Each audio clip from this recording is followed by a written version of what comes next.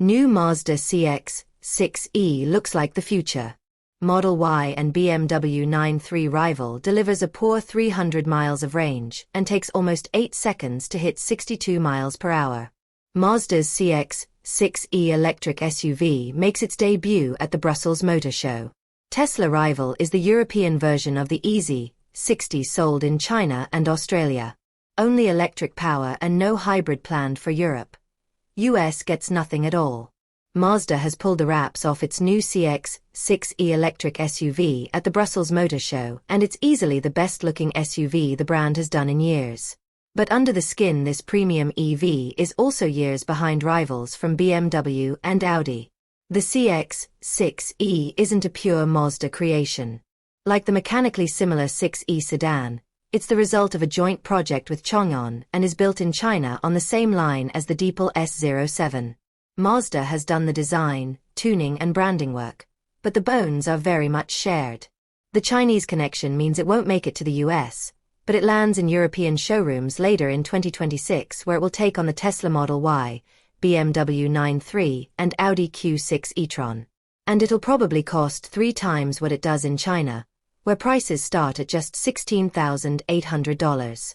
Under the 2,902 mm, 114.3 inches, wheelbase is a 78 kWh LFP battery feeding a single rear motor, making 258 horsepower, 258 horsepower/190 kilowatts, and just 214 lb-ft, 290 Nm, of torque.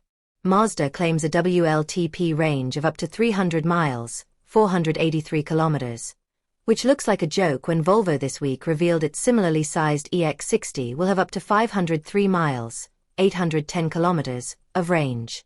Even Tesla's most basic Model Y standard, a more accurate rival for the CX, gives you 314 miles, 505 kilometers, between charges. The performance is nothing to get excited about, either.